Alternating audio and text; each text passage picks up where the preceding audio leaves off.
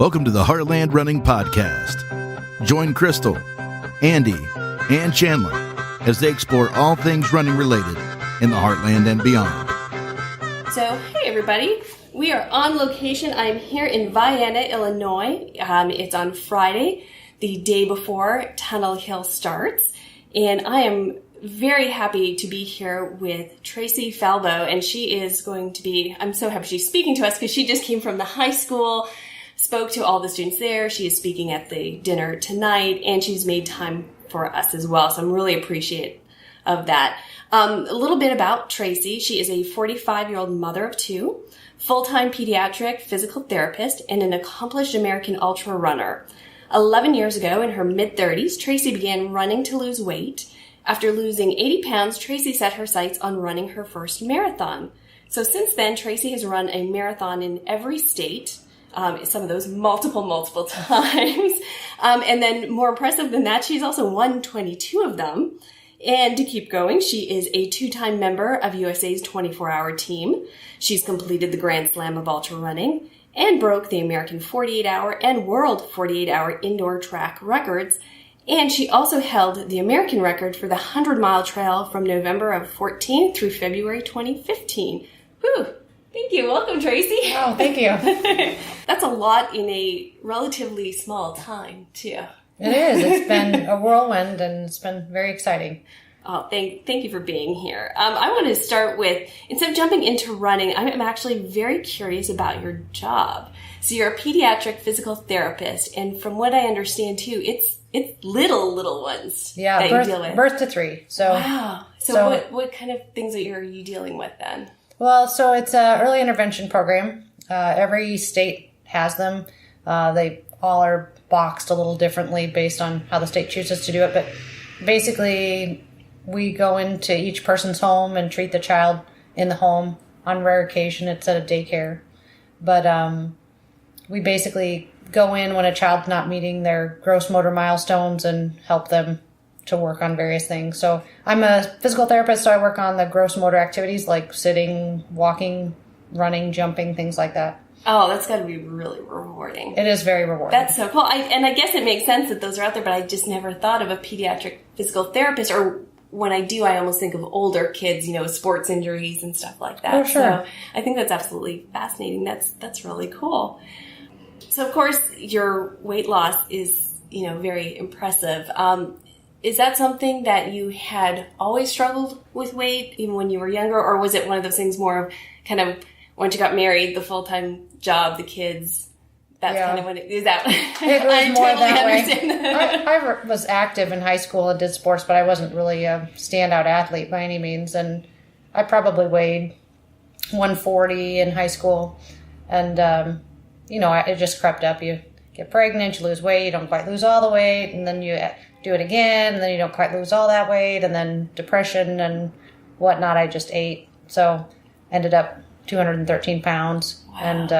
And, I got down to around 130 at my lowest. I sit around 135 now, but it was a good 80 pounds. So was there, a lot of times when you hear people who are very successful at losing weight, there was kind of just that one defining moment that kind of triggered it for them.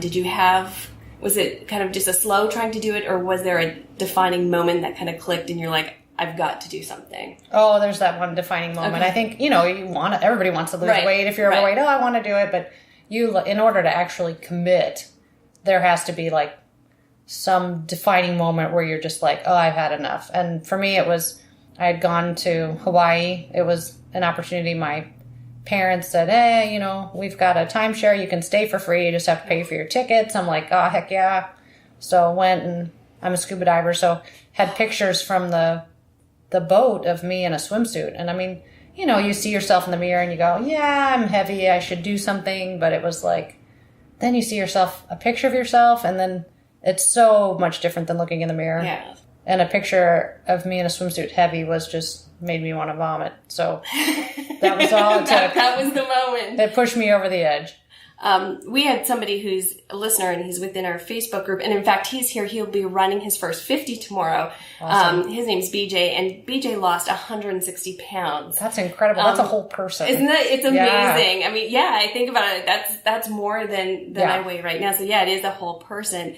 And so he was kind of wondering from your experience, he wanted to ask whether it was more running or diet that played the biggest impact in the weight loss. Yeah, I personally think, like, just in general, I think it's like 80% diet. Yeah, I do too. Because I started out exercising with a friend at the gym, and in 6 months I lost 15 pounds.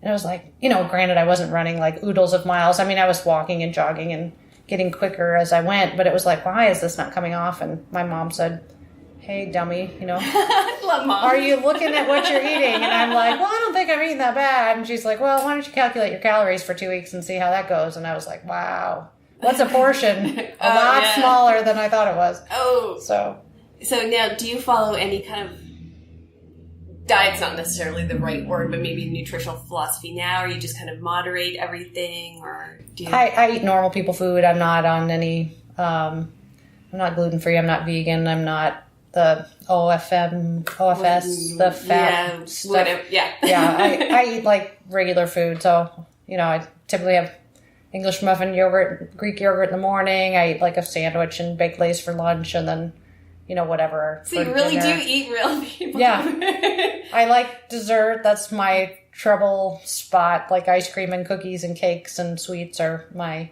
problem. And as long as I stay off of that, I don't, gain too badly. But I eat like regular food, pizza. I eat sandwiches and pasta and all kinds of stuff. Awesome. You don't hear much of that anymore. Everything's very kind of, like you said, it's the gluten-free, vegan, all the other kind of stuff. So I like hearing that. That's interesting. So you decided, after you lost the weight, talk about decide to go and try a marathon. Had you run any shorter distances before you decided to jump into the marathon? Yeah, I was doing, I had run high school cross country and I actually ran in college, but I ran like JV for a D3 school and ran like 22-minute cross country 5Ks, which won't get you anywhere in college, really. But it sounds cool because you can say you ran in college. Sure. I guess so.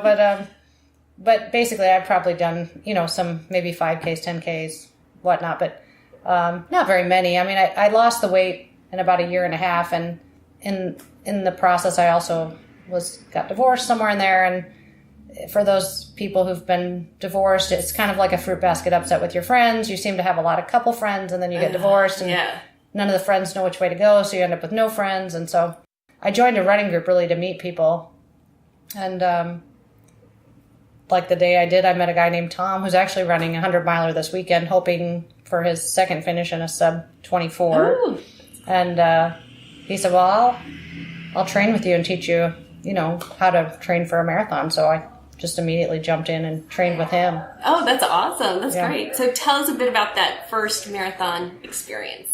Well, I think, anytime you do a first marathon, you go out and you don't quite know what to expect, and I always set goals. So I set multiple goals and kept my fingers crossed, but like pretty much every other time I ran out too fast and died a little, but still managed to accomplish most of my goals in the process. So what were your goals for that first marathon? I wanted to finish. I mean, that's always, I wanted to qualify for Boston. That's a big first marathon. It is. Well, I wanted to run under 4 hours, and then my ultimate big goal was to qualify for Boston, which at the time was a little bit easier. For the Open, it was 3:40 instead of 3:35. So it was older when they hadn't cinched the standards up quite as much, but. And then, so the question, of course, then, did you do it? I did. Yeah. I ran 3:30:2:59. Wow. Yep. So you kind of smashed your A goal for. I did, but then I ran a marathon the next year and ran slower, and ran a marathon the year after that and ran slower, and then I said, I hate this. I suck. I'm never running another marathon again. Long distances suck, and I don't like long runs, so I'm not doing it anymore. So. Oh, I love the famous last words. Yep. Yeah, long distances suck, and now marathons are maybe a warm up. That's it. So, what changed your mind? Because clearly you didn't stop. No, so I took a year off of that, and so I think, and somewhere in there I met my now husband, And the year I didn't run any races, we got married. And it wasn't like he didn't support me. He was at my first marathon, actually. But I had a friend that said she wanted to go do the Goofy. And it was a half marathon. It was the second year for it. And it was a half marathon on Saturday and a full on Sunday. And I was like, oh my God, that's crazy. Like, run a half marathon one day and then run a full marathon the next. And she's like, oh, they have all the characters out on the course and you can stop and take pictures. And I love Disney. So I was like, she's like, we don't have to run very hard. We can just have fun and run. And I was like, well, okay. So I realized then that I could run and have fun again. Like, I had run the 32:59 and I was so stoked that I thought every time I ran, I needed to beat that time. And I sort of had sucked the fun out of it. I got so excited and so wrapped up in it too soon that I was like, if I can't beat that time, then I don't want to do it anymore. And then it was like Disney brought it back for me that it could be fun. The magic of Disney. It did. That's interesting. I feel like a lot of people kind of fall into that. And I even went through that a little bit where my second marathon was my fastest marathon. Actually, still even now. And that was back in 2003. And it stopped being fun for a while. And that was one of the reasons then why I started going longer distances. Which I don't know why that seemed like more fun at the time. I should have just gone to Disney now looking at it. I did this all wrong. So then what prompted you to want to start doing it then in every state? How do you go from that jump? Well, Disney was the problem because they have really cool medals. And my husband, then I started looking for races with cool medals because I had done Air Force, I think. And I'd done Boston, and I did Boston the year they colored it. You know, sometimes Boston was kind of plain, but then they've gotten cooler. And I was like, I wonder where else nearby has cool medals. So I started looking around. My husband joked that I was a medal whore.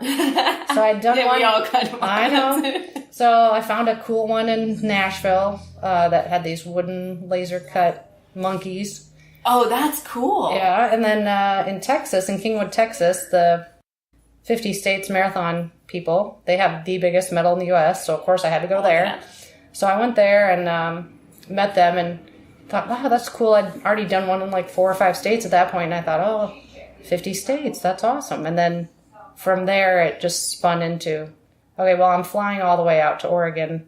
Can I get one in Washington and do one on each day? So, you know, you do back-to-back marathons, and somebody's like, well, if you can do that, you can do a 50. If you can do a 50, you can do a 100, and then it just snowballs from there.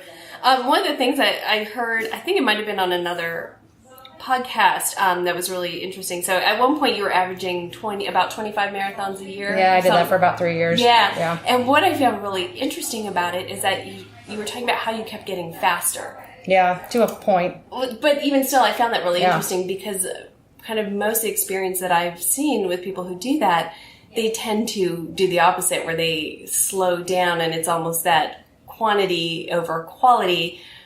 How do you think you were able to do that? You can't race them all. Right. Like, again, 50 states can get expensive. And thankfully, the time I was doing it, ticket prices were lower. But I got into pacing because I was like, how can I do this and not have to pay for everything and make it a little bit cheaper? And, you know, so I found a guy and offered to pace. And he gave me a shot. And he happens to run pace groups in various states. So I did a good job for him in Illinois, and so then he let me pace here and there. And so, you know, you'd get a free room, a free entry, maybe you'd get, on occasion, shoes, which was a rarity, or, you know, clothes or something, and usually free pasta dinner. And so I was like, well, heck, that's, you know, half the battle right there. So, you know, a lot of the races I did, I paced. So, of course, you're not supposed to pace anything faster than what you can race, like 20 to 30 minutes. Right. So, you know, it would force me to slow down and not like race them all. And I think that's what saved some of it. Mm-hmm. So I raced some and some I did for fun. And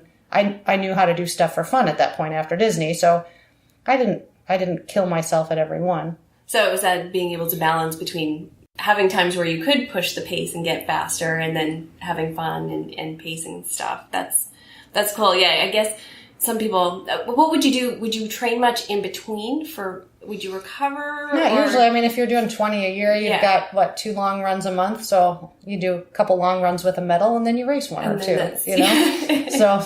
So were you running much at all during the week or just pretty much just on the weekends? Or? Yeah, I'd still run during the week, but they, you know, maybe 5 miles or 6 miles or, you know, and maybe I ran 5 days a week. So I always took 2 days off. So. Okay. Oh, I like that. And then you talked about pacing. I thought I saw somewhere too that at one point at the New York City Marathon, you'd actually helped guide some blind runners. Yes, I was. That sounds really, tell us about that experience. It was very fun. I was actually supposed to pace a wheelchair athlete from a Spanish country. I can't remember now. Spanish-speaking country. I speak Spanish, so I'm semi-fluent. I can have a conversation, but anyway, he had problems with his visa or something, so they kind of had several of us thrown together to help some Russian contingent they weren't aware was coming. It was through the Achilles group. And so there were about 3 or 4 of us that helped pace 2 Russian men. And they were visually impaired. So we basically served as sort of a path clearing method because New York's so busy and they had visual impairments. So we kind of ran in front of them as like in an arc and sort of cleared the way. Yeah. That's a really cool experience. So you talked about kind of everything snowballed from there. Since you can do all these, you can do the 50K, you can do the 50 mile. What was your first ultra? Do you remember? In all technicality, I did Grandfather Mountain Marathon on Saturday, and there was another marathon in the same town. This is in North Carolina. That's a tough one. It is, but the other one was flat, and it was like out and back on a bike path. And, of course, it was mainly for maniacs and people that were doing lots of races. And so I wanted to set the course record because it seemed doable. So I did that. And then they had a 50K course record, too. So I just kept going to set the 50K course record. And, it wasn't very stout or great, or I don't even remember what it was. But so that would have been technically my first one. But I don't know that I count that so much as I did a 50 miler in 2011 in October 2011 on my way to my first 100 as training for my first 100 in December of 11. So that's kind of what you feel like is the first one. Jumping back to marathons for a second, because you were talking about winning and setting course records. The first time you won a marathon, what was that like? Did it feel surreal, or was it kind of like, did you feel like it was a fluke, or did you feel like it was earned? Well, again, that was that one in North Carolina. So it was the same one. First okay. Win. But it wasn't like there weren't that many people, and they had various start times, and so it wasn't like, you run and break the tape and whoa, very exciting necessarily. But because you didn't even know somebody behind you could start later and could have That is really anticlimactic. It really was. So you come in first place. I don't know that I really count that one. You cross the line, you've won, but you don't know you've won at the point. Yeah, they had like a white erase board where they'd had people, write their times. And of course there were people there. It was legitimate and it was timed and marked and all that stuff. But, there were people that started later than me. So somebody else could have. So you had to stand there and wait to see if somebody. Well, we drove home. We ran a race Saturday and Sunday, and we had to get home to work on Monday. So, we ran earlier in the day, and so we knew there were people behind us. But we had a 10-hour drive home. So when did you find out that you actually did win? I think later that night or in the morning. I found out online. So. Yeah, that's about as anticlimactic. That one is really anticlimactic. So tell me about so then when your second win was that. So my second win is really like the one where I was like, oh my God, I just won a marathon. So I really did. Okay. So tell us a bit about that experience. Which marathon was that? It was at the Flying Monkey Marathon, I believe. And it's just the one with the cool wood laser medal in Nashville.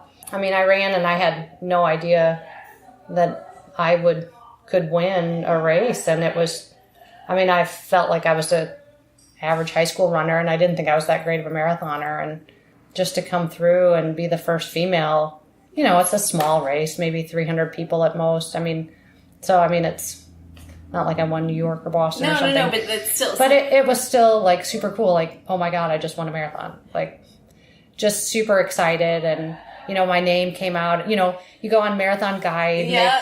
Every Sunday or Monday, they put in the results of the weekend. Of course it's online, but it was like, oh my gosh, my name's in there, So at what point, after how many wins then, because you have 22, just marathons, just 22 marathon wins, at what point do you start thinking, okay, maybe there's something here, maybe I really am better than I think I am? I still don't think I'm good at a marathon. So I never thought, woohoo, I think, I've just managed to be at the right race at the right time or run. 22 times you've managed to do that. Yeah, there's small races. most of them. I don't even know what the biggest one was. I realized, there were some, I ran some good times, certainly, but I've broken 3 once, and that was my goal to do last year. And of course, the race I broke 3 at, I was like 6th or 7th or 9th, or I don't know. I was top 10 maybe, but that's just not my distance. So I don't know. What felt better, winning or finally breaking that 3 hour? Oh, breaking 3. That's the last. That's the last running goal I've wanted to accomplish. Not that I'm like done. I'm not done. I have other goals. Yeah, you've got but like of all the goals I've set for a long time, that's the last one to fall that I'd like really wanted. And so yeah, I finished that one and said all sorts of bad words because I was so excited, and my husband's like, awesome. You need to be quiet. He's like, yeah, that's awesome. I love that. So kind of hitting those big goals, how you were on the Team USA, the 24-hour team, twice.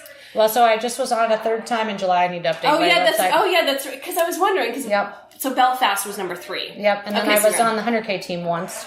So I've been on 4 USA teams, which is so cool. Like, I can't think of anything that's actually more exciting than that. So how does it feel the first time? So you get excited because you've made it on and you're on that 24-hour team. But when that package shows up in the mail with that Team USA singlet, cool. How cool is that? And it's the same stuff the Olympians wear. Yeah. So, you get all this gear and I don't know. You just feel so excited and so honored to represent your country, even though that sounds odd. Certainly the military is a much better way, I think, necessarily to represent your country, but there's still something to doing it and to wearing USA on your chest. And, you want to be a good role model for your country, and you want to do well. And there's nothing that makes you want to work harder than Team USA on your chest. And knowing that you have to run as a team.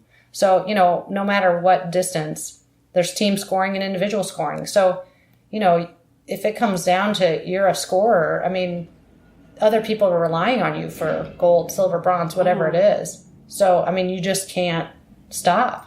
Yeah, there's that little bit of extra pressure. Yeah.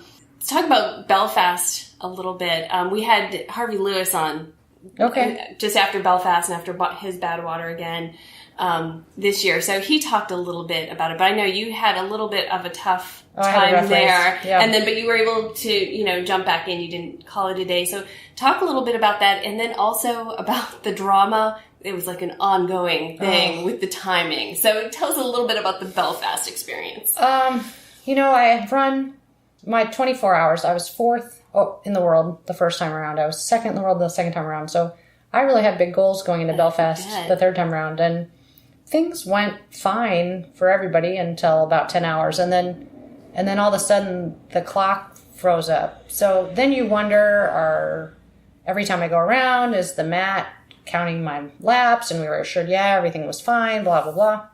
And this is extremely unusual that something like this would happen in a world championship. And we were all assured it was fine and that they were collecting data and blah, blah, blah. And so we just kept running. And I would say about 12 hours in, I just started getting dizzy. Like, my vision was blurry. I was getting dizzy. I was like almost passing out. And so they brought me off the course and talked to medical, and they gave me they thought my electrolytes were down despite the fact I was taking in plenty of things. I thought I was doing the same plan I always do. I don't know why it wasn't working. And then basically I felt better and started running again. And then like an hour or two later, it was worse than that. And then I did start passing out. And then I started vomiting. And I couldn't get up. Every time I stood up, I'd get faint, I'd vomit, and my head, the room was spinning. So they finally took me to the medical tent, and I ended up in there for, I don't know how long, way too long. At the point then, like, my race is gone. You can't catch up once you've been out for hours with people who've not been out for hours. So I went back out on the course to cheer people on as soon as I could stop vomiting every time I got upright. And I cheered for people for about 45 minutes, and then I finally felt like I could eat something again. So I ate some potato chips and drank some Coke, and God, I felt so guilty sitting there watching people go around and like a hypocrite cheering for people. I just couldn't do it. And I'm like, I knew my miles aren't going to matter, but I didn't feel right sitting there. So I asked my husband if he knew where my chip was. And he's like, why? And I'm like, I'm going to go back in. And Pam Smith's husband was like, seriously, you're going to go back in? And I'm like, yeah. And he's like, all right. Yeah, that's awesome. So, there's nothing against the rules for me to go in and run with other women on my team. So I thought, you know what? I'm a freaking spy. I'm going to go tell everybody where everybody is. I'm going to tell people how people are doing, because you see people on occasion, but you don't know. And we didn't know where the mileage was because the things were down. So I was going to try to run around and encourage everybody, run with everybody for a while, who I knew were our 3 leading scorers, and keep them going. So I did that for a couple laps, and one of the leaders who had been 4th, the second year I ran, she finished, she was 3rd in the world, so she was one behind me. The previous championships had been running really well, and she was down to walk. So I walked with her and talked with them for a while. And, you get to meet people and they're friends. And I felt bad that she was having a bad race too. But she was like, I'm done. I keep trying to run and I keep falling down, smashing my face. I'm just going to walk for here on out. So I'm running around telling my teammates, okay, the girl from Sweden's down. So blah, blah, blah, blah. We might be sitting in this spot. So I did that for a little while. And then Pam Smith's husband, Pam, was in 3rd for our team. And he said, will you run with Pam for the rest of the time? So I'm like, sure. He's like, she's dying.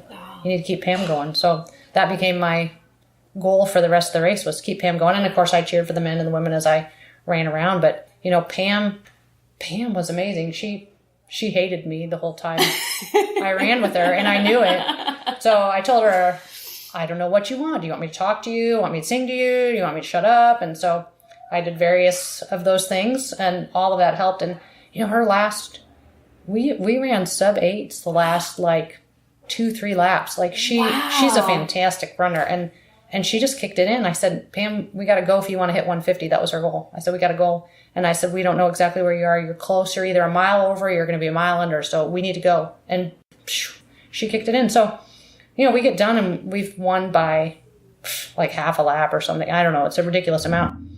And then, so we get team gold. Yay. I was upset at how I had done personally, but I was glad everybody was thrilled I stepped back in and was happy that I could help the team. And I felt good about helping them. But my kids came to watch my first ultra for the first time, and I felt like a failure. Oh, so that's kind of heartbreaking. It is. But my son said, you know what? There were some other people that had bad races and they quit and went home, basically. You know what? That's an amazing lesson. And my son said, you know what? I was in the medical tent, and one of the other runners that we knew had a bad race, and he quit and went back to the hotel. And he goes, Mom, I'm so proud that you stayed and you helped your team, and you should be proud of that. And this is an 18-year-old boy, Oh my gosh. And that just made me melt.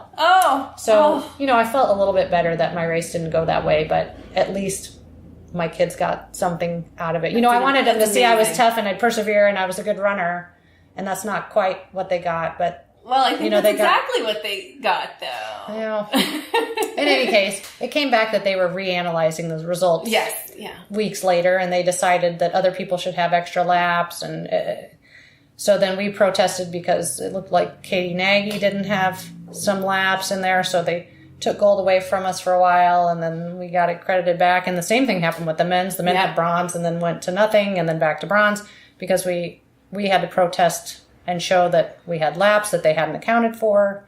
And it was just the biggest cluster ever. Yeah. I mean, just watching it was because I was watching a lot of it while trying to do some of it live and stuff. And then all of a sudden we're like, it's dark. They don't have any of this. And then so people are doing the Facebook Live feeds and they're like, we have no idea what's happening. Right. And then you get the results. And then several weeks later to be told, nope, that's not what it is. Right. And then several weeks later again to be told. Right. Yeah. That's... Yeah, not something you expect at that level. No. So I want to talk about 2013. So you did a lot that year and kind of capped off with the Grand Slam, which every time I've heard you talk about the Grand Slam, it's this incredible thing that very few people have done. Right. And kind of in your usual very humble way, you're like, I didn't do a good job of it. Oh, I didn't. It was awful. I ran the 24-hour championships in May. So here's what I did. So let's hear 2013. I came off of running 20 to 25 marathons a year, 2010, 2012, right? So I'm getting into ultras. Okay, no worries. I can run ultras in the same fashion I'm running marathons, right? You just ding, ding, ding, bang them out like they're crazy. So So I ran the 24-hour championship, like mid-May, and then I got into Western States. I had a friend, Keith Straw, who many people know in the marathon realm. He runs around in pink tutus, who's a phenomenal marathoner and ultra runner. And I met him actually when we applied for Western. We were running some marathon in Kansas, Pilgrim Pacer, and we had both put in for Western. He said, if you get into Western, you have to do the slam. Not many people do the slam, and hardly any women finish the slam. And here's the picture from last year, and there were no women finishers, and you need to do the slam with me. I said, okay, Keith, if you get in and I get in, first time applicant, and I said, I'll do the slam. We both got in. I'm like, crap, gotta do the slam. So that's so what are the odds of that? So I do the 24-hour. 2 weeks later, I go to the Western States training camp and I run whatever that is, 70 miles, 60 miles, I don't know. Then the next weekend, I think I ran a trail marathon. Then the next weekend I ran 2 road marathons, I think. And then I ran, I don't know, a 12-hour, and then I ran a trail marathon, and then I had a week or 2 off, and then I started the slam. So I don't know, it was crazy, but I started the slam in a big hole. That's how that started. So I ran Western. And I got into 10th place by Forest Hill, and I was so excited. And, you still have like 32 miles or 38 miles when you get into Forest Hill to go, though. But my pacer, who was a friend of mine, he was stoked, too. He's like, man, you're in 10th. And I'm like, I don't know if it was Cassie Scallon or who was behind me, but he's like, you got to keep going or Cassie's going to get you. So right when you get into Forest Hill, though, that's where it's my race, right? Because I'm from 500 feet, and I run roads more than anything. And it's finally runnable, right? So... man, and you take off out of Forest Hill, and it goes downhill, and you got this 5 miles of downhill before you get to Cal Street and all that. And man, so we just cranked, bam, bam, bam, bam, bam. And it was a hot year. Man, I should have just kept doing what I was doing. I was a newbie, It's my second 100 miler. I've done 150 miler before this, and I'm just on fire. So, man, by 10 miles in, I'm just puking my guts out. To the point, this guy who's my pacer's an emergency room nurse, he says, I've never seen so much come out of one person before, right? So I'm totally empty. And he's an ER nurse? Yeah, he's an ER nurse. So we get to the river and they weigh me and they want to pull me because I've lost 10% of my body weight or something. I mean, 8-10%. Seriously, I'm not exaggerating, but, and I'm not overly, my brain power is not exactly there. Sure. And, my pacer knows I'm in the slam. I got to finish this race. So this guy who came and talked to me was really concerned, and my pacer said, I'm an emergency room nurse, she's fine, blah, blah. And he goes and leaves to go get a medical person, and he goes, we need to leave now or they're going to pull you. So that was pretty much. And so we just start crossing the river. So you snuck out when they went to go get the medical person. So we start crossing the river. And, so we get across the river, and then you start heading up. I don't know if it's Green Gate or what. I don't remember all the names. But, I was so, just low on anything. I was dizzy, so he held my hand so I didn't fall down as we walked up the hill. And so I ended up walking in the last pretty much 20 some miles, about 5 miles, around No Hands Bridge. I finally felt like I could run again, but then it's a big hill, so why bother? I've walked this whole way. But so it was kind of a wah. I ended up over 24 hours and started the slam. And then so that was kind of it didn't quite go how I pictured. And then you think, I just only have 3 more to go. Right, so I go to Vermont, and I'm pissed off that I've just had this piss poor performance at Western, right? So I take off like a bat out of hell. And I get to halfway faster than the course record, which is Cami Simic's record. So I'm at 50 in 8 hours or something. I think her record's 16, or I don't know. But I'm under her course record, because I remember seeing a marker, almost like a garage sale sign, a big thing that says go this way or whatever, and it says 50 miles, blah, blah, blah. I think they honestly had her time out there, and I thought, wow, I'm doing really good. And then of course, you know how that goes, so blow up. And still ended up finishing second, but ran 19 hours or something. I mean, I obviously died hard on the last bit. And then I got to Leadville and I was sick. And so... Was that the altitude or... no, I was sick from a cold, just being run down. Even before you start, and I couldn't sleep. So 2-3 in the morning, I think the race starts at 4. I haven't slept all night. So I decide it must be 2 in the morning. I go out and run for 20 minutes, thinking if I run, maybe then I can sleep. So I got about an hour's sleep, and then I went into that race. And mile 15, I told them, all my group pacers, I'm like, it's going to be a long day. And it went well till about 50, and then I walked about 4 steps back up Hope Pass and had to stop and rest, and walked 4 steps up Hope Pass and stopped and rest. So that was rough. And then by the time I got to Wasatch, I was so over. 100 milers. I didn't want to run anymore. But I got it done despite having a tantrum, calling my pacer names, sitting on the ground, refusing to move, and hallucinating. Oh, that's awesome. Yeah. Somehow he managed to pull me through, which I'm eternally grateful that, one, he's still my friend after how horrible I was, and two, that he got me through it, because it means a lot to actually have finished it. It's a big, think back. I had a chance to interview Denise Barassa. Oh, yeah. And she had talked about doing it. And, anybody I've ever talked to, I don't know anybody, though, who goes and does that and thinks that they did wonderful and it was a great experience. I think that's part of that. Ian Sharman does. Well, yeah. He's doing it again, I think, in 18 or 19, and he's encouraged me. He goes, "You need to do it again." I'm like, "No, it was awful. Like, I don't know why you think I want to do this again." And he's like, "Oh, come on, for old time's sake. We should slam together again." No, Ian, we didn't slam together the first time. You were like hours ahead of me every race. We didn't do it together, and I'm not doing it again. So you're not going to do the pact if you get in, make it into No, I did that once. It was stupid. So that's how you get in, though. You go, "Oh yeah, sure." Tell you what, if I get in, well, you know what? If that's, I would like to get into Western this coming year. So if all I had to say to Ian was, Ian Sharman, I tell you what, if I get into Western, I'll slam again the following year. Because he told me, all you have to do is get into Western this year, be top 10, meaning 2018, be top 10, then you can get into Western. So he must want to slam in 2019, I guess, because he wasn't slamming this coming year. He wants to slam the year after. So, I don't know. So you got to go back-to-back years. Yeah, I don't think so. Well, or just say it, go do the one, and then, sorry, I can't.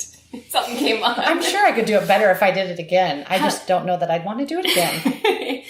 I don't blame you. How do you train for something like Western and Leadville living in Indiana? Well, I think I did poorly. So if you were to go back to Western, what would your plan? How would you train for it then? Well, you can't train for altitude. Right. You really can't. I actually got borrowed a altitude tent, but and then my pacer nurse friend took blood samples to see if it changed anything, and I told him not to tell me during the time if I created more blood samples. I don't know. But that altitude tent didn't work for me. So he actually said my count got worse as I went. Interesting. And he thought maybe that I wasn't able to recover as much because I was in the altitude tent, and you were not getting as much oxygen. But it didn't help increase my blood. It actually made it worse. And I've had trouble with anemia in the past too, so, it could have been some of that. But I think what I would do is, like, what I'd found out later was Ian and Nick, they would run a race and then they'd take a whole week off. Well, I was back to running right away. I was still trying to do hard workouts and things in there. And I think I'd do a lot more just recover and survive in between the races. And I think I would have been a lot better off and be able to do better in the future than what I tried to do in between the races. That makes sense. Yeah. But I didn't know. This was my second, third, fourth, and fifth 100 milers, and I learned a hell of a lot in that period of time. You going into Western was your third? My second 100. So your third ultra and your second 100? No, it was my third 100. That's a pretty pretty big jump. Okay, so you learned not to drive yourself into the ground for 2013. But so let's look up 2014 ultra sign up. So you learned valuable lessons. Did. We're going to take it nice and easy in 2014. So January you didn't do at least on ultra sign up. So this is just what's on ultra sign up. So that means that there's very well could be other races. Yeah, I'm sure I did marathons in there. Yeah. So in February, we did you did the Destin Beach Ultra Run. So that was a 50 miler, and you came in first woman there. So then March. That's a really fun race, and Zane is a great race director. Cool. That's super fun. So then March, we go to Land Between the Lakes, which of course is another Steve Durbin. Absolutely. Race. Great race director also. And so that was another 50 miler and second woman at that. Yep. Then April, we jump over to Umstead, do the 100 there. Yep. Second there. Yep. Another one in April, but this one was just a little trail marathon there. Second there. So now we're in May, so now here comes another 100. So you do the Keys 100. Mm-hmm. Second woman there. I don't see this as slowing down yet, but so then in June, Kettle Moraine. Maybe I didn't learn so much. Yeah, that's what I wanted to do. So Kettle Moraine, another 100. First woman there. Then we jumped to, so July was kind of a quiet month, which I guess gave you the energy. So in August, it was 6 days in the Dome where you did the 48 hour. Right. And it was there that you set the American and world record for the 48-hour indoor, and you ran 242 miles in 0.35. Is that right? I've seen the points different. It's 0.093. Something. Yeah, somewhere they got it like, wrong and gave me an extra lap or something. But so over 242 miles. So going into that, well, wait, let me finish because you weren't done there. The year wasn't done there. So you set a 48-hour world record. November, you come to Tunnel Hill and do the 100 there. And so in the 48-hour, you were also the overall winner, not just the women's winner. That's always exciting. Yeah, come to Tunnel Hill, do the 100. Again, overall winner.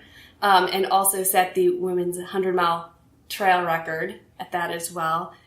And then you still were done and went and did another 24-hour race in December. Well, I hadn't planned on that 24-hour race, but I still came in second there. At the Dome, I thought if I ran 135 the first day, that would be my 24-hour qualifier for the 2015 team. And then a couple girls had some really big results, so I was like, well, crap, I don't think 135 is going to cut it. So I didn't plan on going to Desert Solstice, but I thought if I didn't, I wasn't going to make the team. And it turns out I could have not gone to Desert Solstice and I still would have made the team, but I thought my spot was at risk. So yeah, and so I hadn't planned on going to Desert Solstice. It was over 147 miles that you. Yeah, that helped. Then I made for sure I was on it. So yeah. Oh my goodness.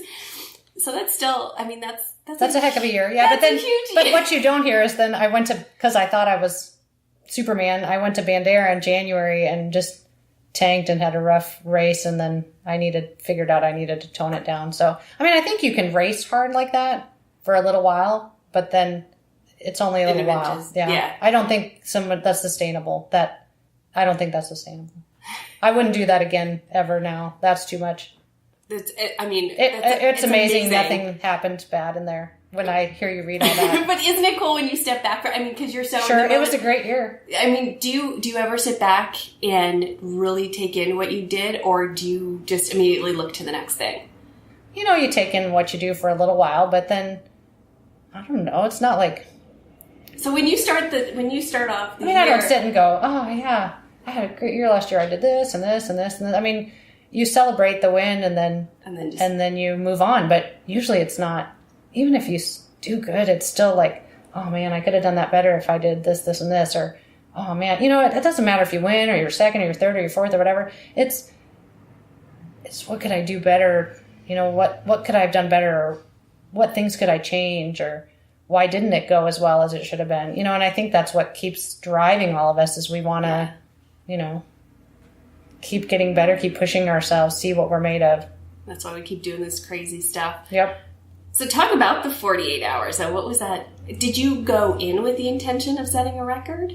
I did. You did? Okay. And I wouldn't have, if asked, I would have told people, but I'm not the type of person to go, I'm going to do blah, blah, blah.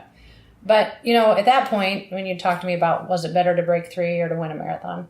I had a few goals left in my running career. I thought, I'd had some wins, I'd had some finished the slam, I'd done some cool things, but I was like, what do I still want to do? And so I thought, I'd like to break 15 and 100 miler. After the Keys, I thought that was possible. I thought I want to break 3 hours in a marathon. And I thought the coolest thing I could ever do in running would be set American record. So I kind of looked at all the all-time lists and thought, what's feasible? And I thought, well, 24 hours, I knew I was close, but that'd be a push. And I looked at 48 and I thought, that doesn't seem so bad. And of course, none of it seems so bad. Like if you put it on paper, you go, oh, I only have to run X minute per mile pace for this long. That doesn't seem so bad. So I thought, well, 48 hours, that seems doable. So I asked my husband, I said, I want to do this and see if I could set the American record. And he's like, that's, it's stupid. You don't even necessarily like 24 hours when you're out there, That's stupid. But... Yeah. But I'll do this. You were saying you're going to do it once and that's it, right? Yeah, okay. One time, just one time. So, I went with that intent, it worked out. I mean, I didn't intend to set a world record. I knew what the world record was and I set the indoor track record and it's the second best world time. And I knew what the world record was and I would have gone after that if I could, but I didn't have it in me that day. I think had I had the shoes I have now and knew about ultras, I think I very well could have said it, because it was a concrete track. It was a concrete track? Yeah. And so it took a lot of people out, shin splints and stuff. But, I used to get blisters horribly, so I wore Hokas and had to cut the toes out. Oh. And I just would blister even that way. And so I changed shoes like 80 times. I lost a ton of time there, and if I knew what I knew now, of course, that's what you learn. Of course, yeah. But I feel like it was within reach because I was 6 miles away from that. But, I was thrilled with it. But my goal was to do that, and my goal was to qualify for the 24-hour team en route. So, that was kind of ballsy. But, you got to shoot big, and sometimes it works out. Now, that one worked out. Yeah. Like a lot of the other times I've shot for stuff, it hasn't worked out. But that one managed to stick. So you're thankful, and you jump up and down, and you appreciate it all, and just know sometimes the stars align, and when they do, it's awesome. That's cool. And then, the next one after that, then you talked about having that goal of breaking 15 hours in the 100, and then so the next thing you did after that was Tunnel Hill, where you did. Yeah. What was it? What was the time? I don't have it in front of me. 14:45. Yeah, I knew it was 14 something. Yeah. Mm-hmm. And then at that time, it was the American Trail, right? Yeah, and I felt like that was sort of, on one hand, a little weak. Like, I know this is an easy trail, so right. It's not so technical. I wasn't quite sure that it really counted. But somebody from, I don't know, I Run Far or something called and interviewed me, and they said, we weren't sure either, so we looked up the rules, and USA Track and Field says, blah blah blah. If it's not a concrete or road, whatever, it counts. So I'm like, okay. So, but I didn't hold it for very long, and then Nicole Stutter Calidropoulos, she took it down at Rocky. So, but you still had it though. Records are meant to be broken. But still, just having that, being able to go under that 15 hours, that's super cool. Yep. Yeah, I can't even wrap my head around that. It's awesome. And my coach who coaches me is Corey Woltering, and so he's super fast. So coming back to run the 50 again. Yeah, and so he's hoping to break his own record. Nice. What was it, like 5:35 or something? It was 5:30, I think. 5:30. So he's hoping to go under 5:30, and I'm nice. That's blazing. I'm like, I can't. People run marathons in that. Yeah. Like, I can't imagine. So you've learned a lot then from kind of doing a lot. How do you treat recovery now? What do you kind of do for? I like Pam Smith's idea. She says take a day off for every 10 miles run. So if you run a 100-miler, you take 10 days off. You can walk and do stuff, but off of running in general. I think that's a good guideline. So do you move the day after that? Like, do you do a lot of walking and I don't do a lot of walking, but like I'm sitting around eating burgers and French fries and see, that's why I love milkshakes. And there's so many, like Harvey and stuff. He's out when he just did Les's the big guy here, and he's like, I got a streak, I got to go the next day. And I'm like, forget that. Sit. Eat a burger. Yeah. Eat a veggie burger, I guess it is. No, I'm not doing anything. And if I don't have to drive, if my husband's going to drive a car, I'm going to lay back and I'm going to sleep. And, your body just did a ton of work. Yeah. Like, now you go, good job, and you feed it, your body needs to get that nutrition back. And, I'm not suggesting you eat a bunch of crap, but, it needs protein and it needs carbs and it needs to be replenished, and you need to drink. And, I use Epsomate lotion afterwards, which helps with the soreness. It's really great stuff, and I don't use compression in training or running, but I will put them on like a couple days after because I just swell like crazy. And I eat and drink, and if I want to go out for a walk, I'm maybe going out for like a leisurely stroll for 20 minutes, but I'm not like going out speed walking looking for a workout. Like, I just ran 100 I'm miles. Good. I'm covered. I'm good. Yeah. What do you think is harder to recover from, something that has like a hilly or maybe not quite mountainous trail, or something that's flat like the timed events or even Tunnel Hill? I think the longer you're out there, the longer it takes to recover, because I think it taxes your endocrine system more. But so yours is more about time than kind of terrain, or Yeah, I think, certainly different things are sore. Like if I do a mountain race and I don't typically do mountains, I'm going to feel sore where I don't normally feel sore. But I also think 100K road is really hard on your body because you're actually running really, it's like speed work for 62 miles and it's on road. So it's a hard surface and you're pounding a lot. So I think that's probably the hardest thing on your body, but I think endocrine system is time. So 48 for sure. That's my first DNF, I thought, which I guess is not on Ultra Sign Up, but oh, I was just looking at the results. So it was probably when you scrolled it. See, you've done so much to get to those. You have to scroll and scroll and scroll, so you don't see those right away. So I thought I was on a roll. So what you don't see in there is that apparently I didn't learn enough in 2013 because I went to Hallucination 100 like 3 weeks after the Dome and tried to run a 100-miler for fun, and I was not prepared. My body was toast. So I made it like 42, and that was it. And that was my first DNF. That was awful. I bawled and felt guilty and horrible, but my body could not go 100 miles after 3 weeks after 48. It just could not. Oh. So then I'm assuming, and correct me if I'm wrong, are you self-coached then, or do you? I was self-coached until October of 15? Okay. 16? I decided in 17, the couple running goals I had was to break 3 hours, and I thought it would be cool to make the 100K team. And I'm not speedy. I mean, I know you're going to say, oh yeah, right. But in my realm, I can run long distances at a good clip, but I'm not fast in the short. Okay. So I didn't feel like I could run 100K in under 8:40 to qualify for the 100K team, and I wanted to break 3 hours in marathon. So I hired a coach who's a 2:18 marathoner in his day and had been on the 100K team 9 times. Oh, so wow. I'm like, that's the person good. you go to. Yeah, you want to get on the 100K team? You want to break 3 hours? They know how to train.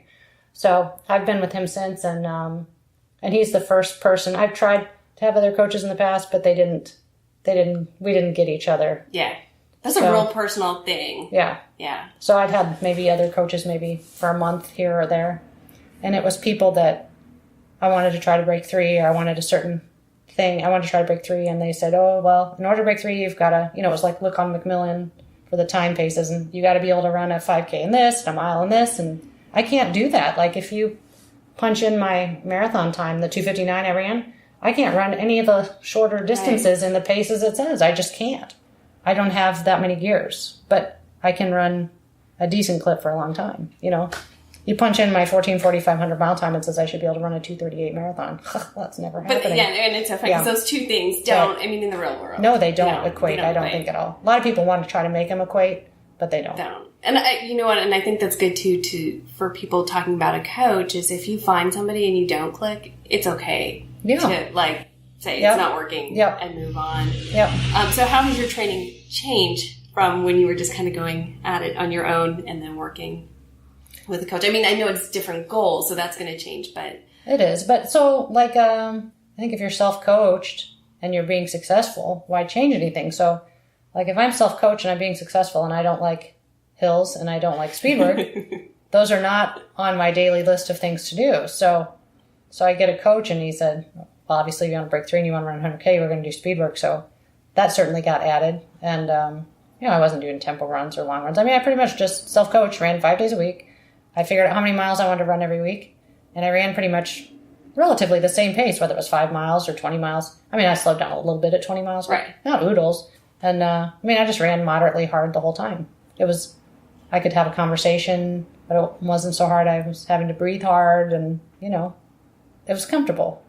So now it's a little less comfortable. Yeah. It's not as comfortable. Speed work and hill work and all that kind of stuff. So I have a question from, actually before I jump to his question, I want to find out. So you've talked about some of those goals that you're looking at. I know that I had heard you mention one time that you were considering maybe the 6-day. Is that still kind of on the list? I still am, although I promised my husband I would only do 48 once, so I didn't think it really qualified because 6 days is a whole nother race. That's completely different. So I am. I actually, Joe Fegis and Steve Durbin and I are looking at trying to organize a 6-day for 2019.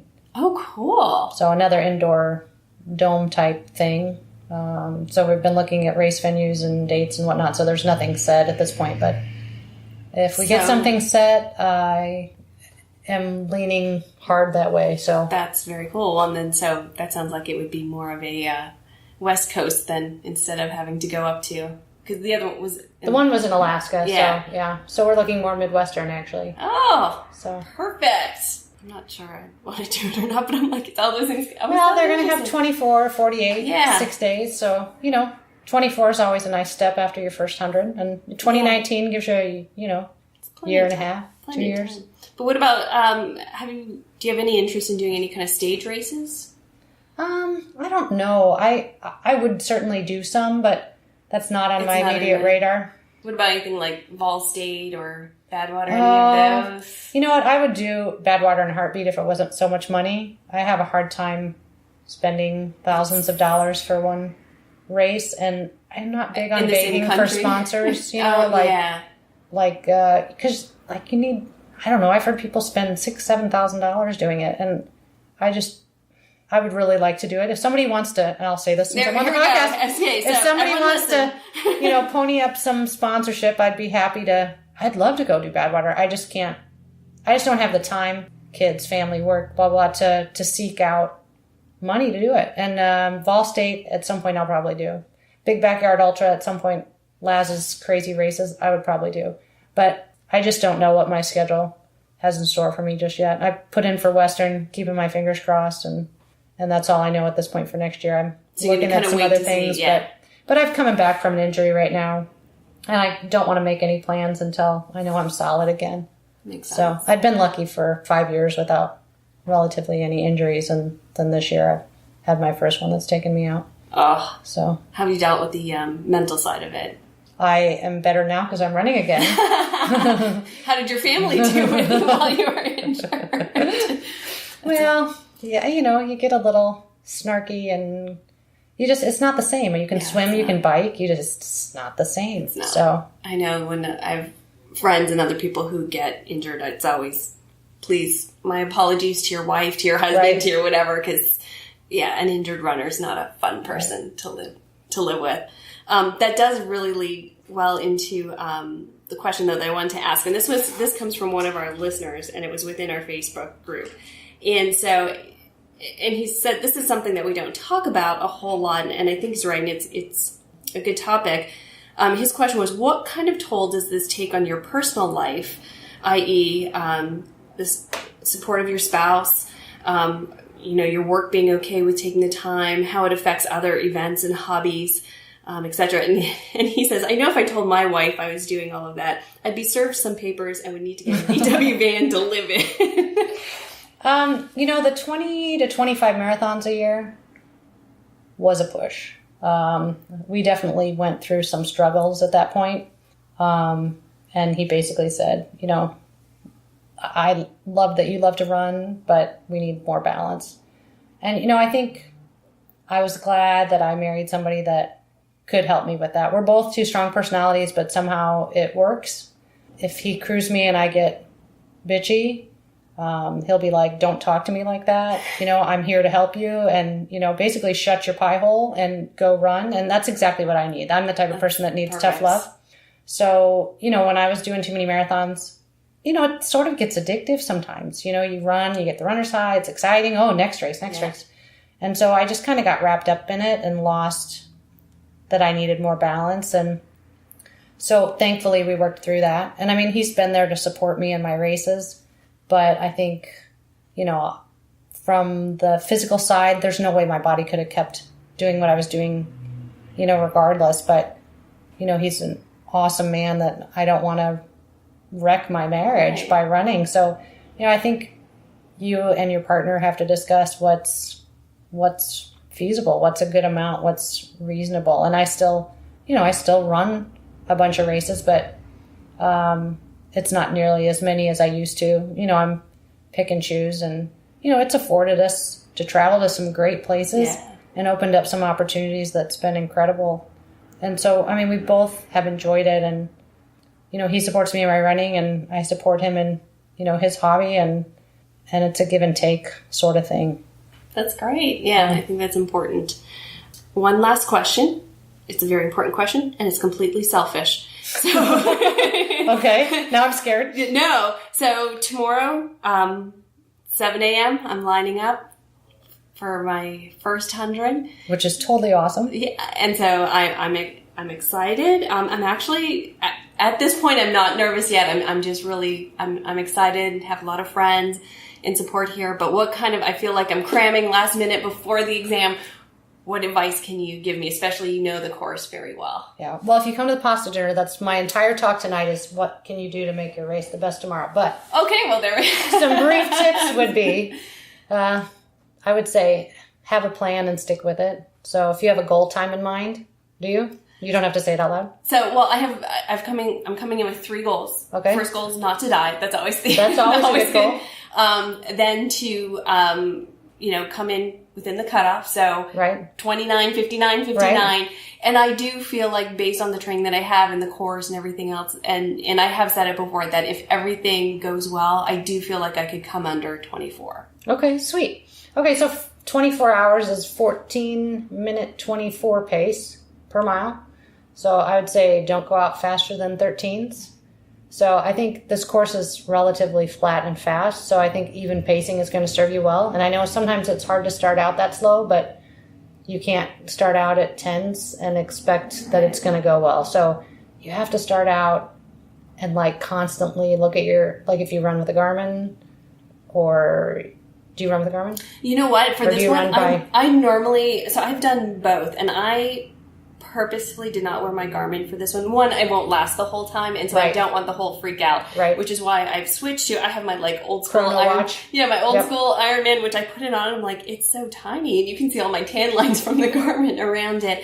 And that way I typically do run better by feel when I get into these situations. And so in that situation then, so I'm going to say if you run with a Garmin, you need to look down, and if you're going faster than X pace, you need to slow down. But so if you're running and you're breathing at all hard, or you can't speak full sentences easily, you need to slow yourself down. And just the first half, you should feel I need to slow down. I need to slow down. I need to slow down, because if you're not, you're going to pay for it later. Right.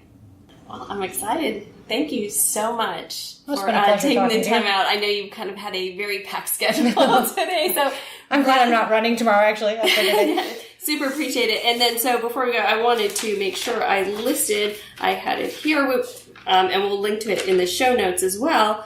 I had it somewhere here. All of your social media. I know your website is tracifalbo.com, and it's Traci with an I. Right. So we'll make sure to do that. I think Instagram is the same thing. It's Traci Falbo. Yep. Facebook's and all that. Traci Falbo, and then one is at Falbo Traci. Which I think that's Twitter. Mm-hmm. Yeah. So. And why that got set up, I don't know. I didn't know what I was doing when I set it up. So. That's okay. So I will make sure to link to all of that so people can kind of follow you on your ventures. Your Instagram pictures are stunning. Oh, thank you. Yeah, there's some really beautiful stuff out there. So thank you so much for taking the time. Appreciate it. Thank you to everyone for listening, and stay tuned. We will see you next week. Thanks.